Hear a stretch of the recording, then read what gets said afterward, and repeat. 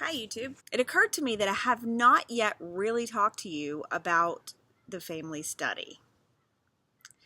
When I was growing up as a Jehovah's Witness back in the 80s and 90s, in addition to the 5-meeting-a-week hamster wheel, which was the public talk and the Watchtower study on Sunday, that's 2, the book study on Tuesday, that's 3, and the Theocratic Ministry School and the service meeting on Thursdays, which is 5, plus personal study, plus field service, plus informal witnessing. There was also the expectation that the head of the household, that is the one with the penis, would conduct a family study at least once a week. So I've been told that they've since changed this up a bit and that now it's called family worship. And I don't know, I can't imagine that it's changed that much since I was in. When I was a child, a family study usually consisted of sitting around the kitchen table with a JW book and a JW Bible, alternately reading a paragraph aloud and then asking the footnoted question for that paragraph of the other participants. And they then had to raise their hands. The conductor would call on one, and then they had to parrot the answer back as read in the paragraph. So that's family study. Actually, that's all study when you're talking about the Jehovah's Witnesses. So anyway, family studies expected in addition to all of that congregational stuff, but nowhere near everybody did it. Like, in fact, it was kind of one of those dividing lines between who was considered spiritual and who was considered spiritually weak.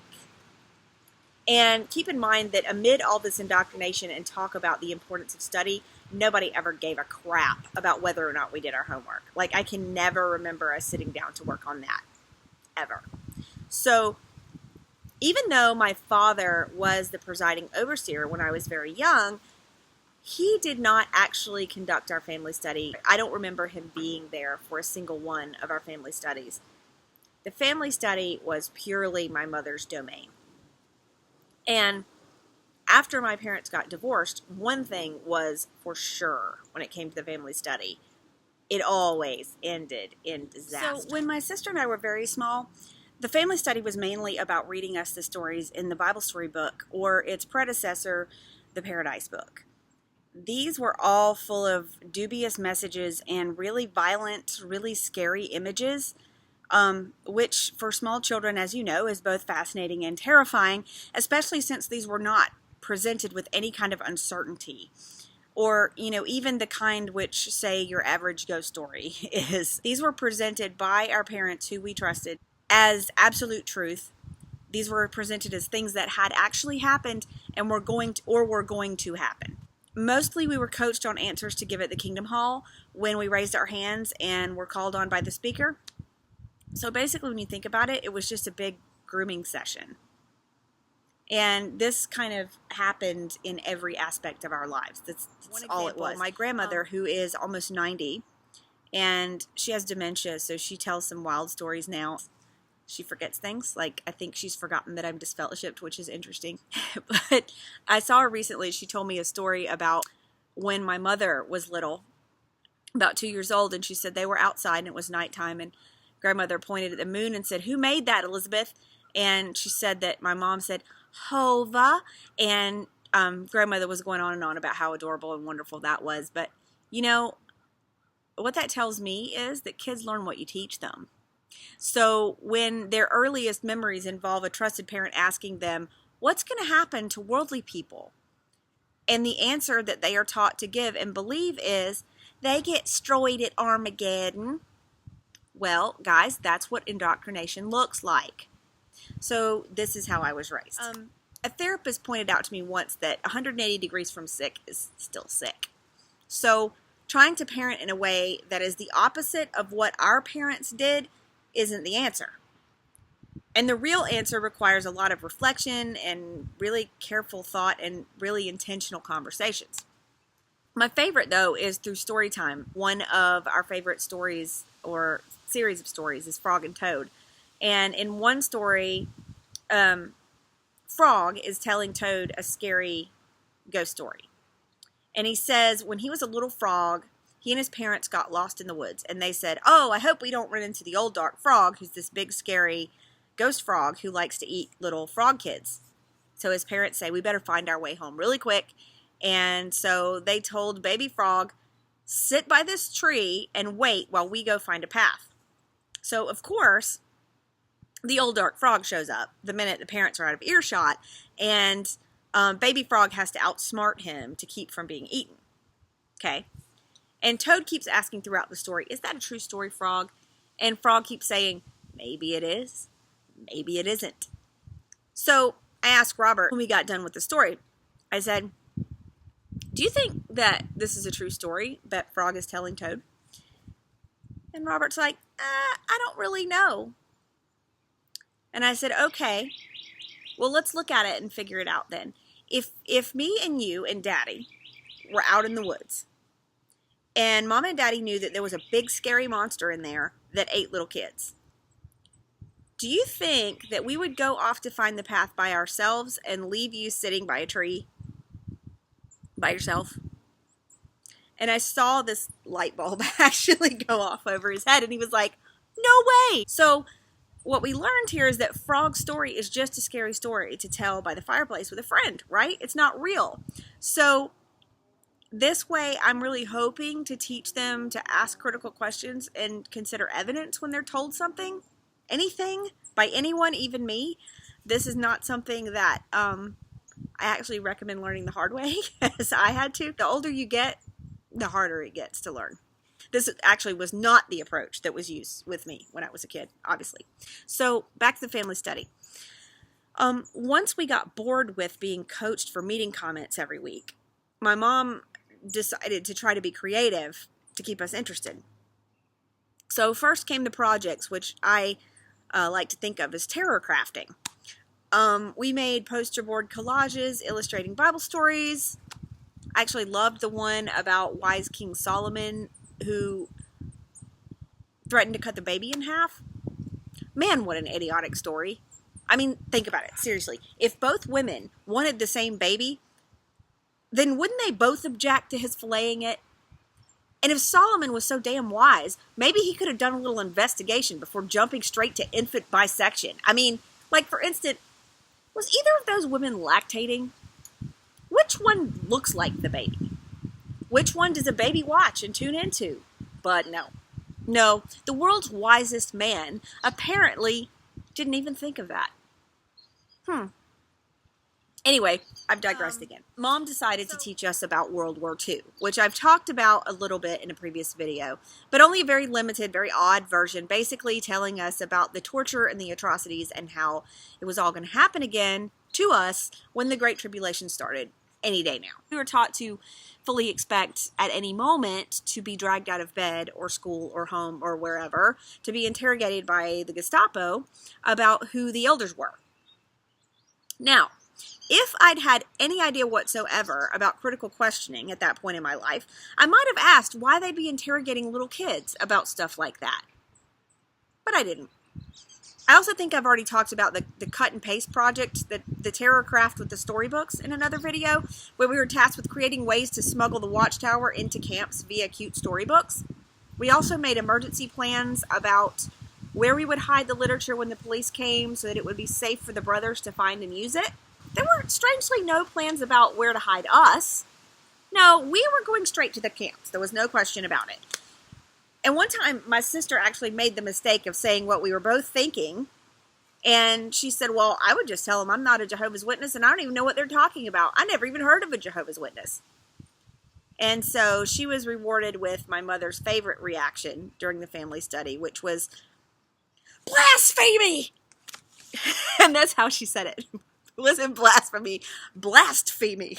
Actually, that's around about when the nightmares started, actually, and the really horrible anxiety problem. So I had recurrent concentration camp nightmares until well after I was disfellowshipped, probably into my mid-20s. And, yeah, so I think I've just discovered the reason for that, actually. But terror crafts actually became ineffective around the same time that my parents' marriage split up, which is also around the same time that the sexual abuse started for me. My sister was just entering her teens then, to 12, 13, and was dealing with her own set of abuses, which I knew nothing about. And she and my mother used to get into these really horrible and violent fights on a daily basis. I mean, it's amazing that the cops were never called and no one was ever taken to the hospital or anything. I have always said that there's a really fine, very, very thin line between the crazy people in the newspaper and the kinds of things that happened in my house growing up. We moved briefly to another congregation during this period, and our family, my sister, my mother, and I, was assigned to do family study with an elder in that congregation and his family, because, you know, we were now fatherless since my dad had been disfellowshipped at that point and no longer lived with us. So this elder, who incidentally was also later disfellowshipped for adultery, I think, thought that it would be a great idea to study the youth book with us. Now, this was in the days before the Young People Ask book. There wasn't the blue YPA, mind you. We were studying the red youth book from the 70s. So here I was at the age of 7 or 8 in front of a strange family and my mother and my sister reading paragraphs aloud like this one. Kissing can be a clean expression of affection between persons contemplating marriage, or it may not be. Really, the question is, to what extent does passion enter the picture? Kissing can be done in a way that stirs passion to the point that a couple are deeply aroused sexually. Sexual arousal prepares the couple for intercourse, but this privilege, according to God's law, is reserved only for married persons. If a couple knowingly flaunt God's law by deliberately and brazenly engaging in passion-arousing conduct, whether by caressing each other's sexual organs, okay, I'm going to stop there. Okay, that's the kind of crap that we were studying. This is absolutely not appropriate for a child of my age at the time. Okay?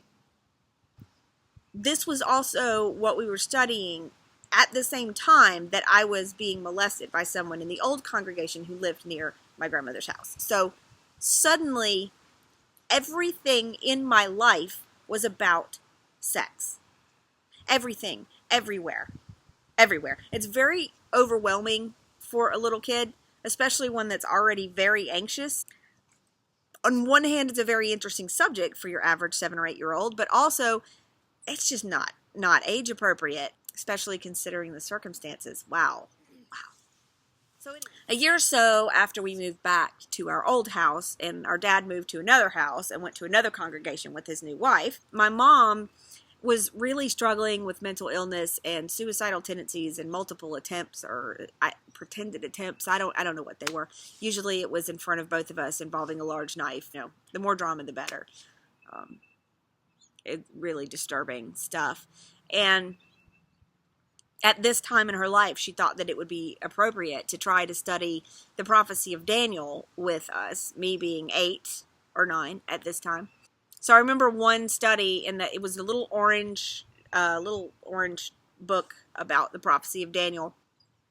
I remember just going, oh, I'm so tired of prophecy. And she slapped me so hard across the face that I fell out of my chair and my ears rang for 2 days. I kid you not.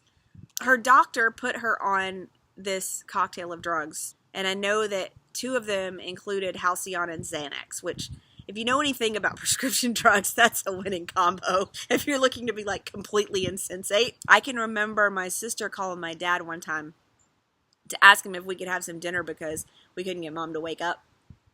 I remember him coming over and looking down at her in the bed and like slapping her across the face, and she didn't react at all. So after that, we had to stay with our grandmother for a while because our mother had to go get inpatient treatment for prescription drug dependency.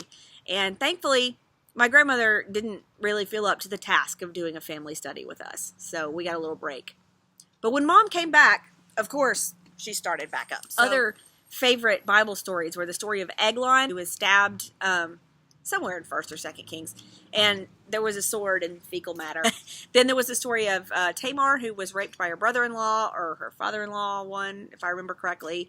All these wholesome stories, you know, Sodom and Gomorrah. I remember one study where my mom actually asked us, I mean, I had to be 9 or 10 at this point, what depraved sexual practices we had heard about in school. who talks about depraved sexual practices at school? I mean, who talks about depraved sexual practices anyway? That's just bizarre. And then she asked us if a Christian should do them. Like, well, if they're depraved, probably not. One more hilarious family study story. By this time, so my sister was around 14 years old and in full and complete revolt. I mean, oh my God. So I was probably 9, 10-ish, and my sister was just furious with the world. She and my mom were still beating the crap out of each other every other day, and she fought the family study like some kind of rabid Wolverine. I mean, my sister at the time, she didn't eat very often, and she was probably 5 feet tall, well under 100 pounds, but she was really, really strong. She's always been tough as nails. And I mean, one time we had a cousin who was about 6'2". He tried to wrestle her, and she broke his arm. And being her younger sister, her 4 or 5 years younger, she's actually the reason that I'm able to laugh at people who think they want to test me. I pretty much grew up in a cage match with the Incredible Hulk. You do not scare me. Picture it. Mid-1980s kitchen on a budget, right? So 1970s yellow and orange and brown linoleum and countertops, but this powder blue flowery wallpaper and frilly curtains. Those hideous old orange Tupperware on the counter. So we're sitting around this table, completely under duress because nobody wants to be there, taking turns reading paragraphs from some book. It was the color of like an old flesh-colored crayon. It was really an ugly book. And also keep in mind that this was back before the Watchtower Society did softcover books. So this was a hardcover book. It was about this big. It was one of those little hardcover books. This was the penultimate, the final family study. We're about 30, 45 minutes in, and I read a paragraph. My mother asked the question, and my sister just goes, "I'm sick of this shit." And of course my mother, "What did you say, young lady? That is blasphemy." You know, she just keeps going. And that is when my sister jumps up from the table, grabs her book. She's just like, "Ugh," and she bends it, you know, in half. And my mother is still like going apeshit. And so my sister just grabs the book and rips it in half. I'm serious. She ripped it in half and threw it in the kitchen sink and turned the water on. World War III broke out, and I kind of tried to stay out of the way. And after that, I can remember my mom being on the phone. You know, she's got one of those old phones with the long phone cord, sobbing to the elders, and then my grandmother, and then my dad, and then anybody else who would listen. She called and told the story over and over, because my mom actually took this incident as concrete proof that my sister was possessed by the demons, or demonized, if you're a Jehovah's Witness. Because otherwise, in her mind, my sister would never have been strong enough to actually rip that book in half, especially since it had been inspired by God and all that, you know. And then to turn the water on, that's just pure wickedness right there. So I guess the moral of the story is everybody has a breaking point, even if you've been indoctrinated your entire life.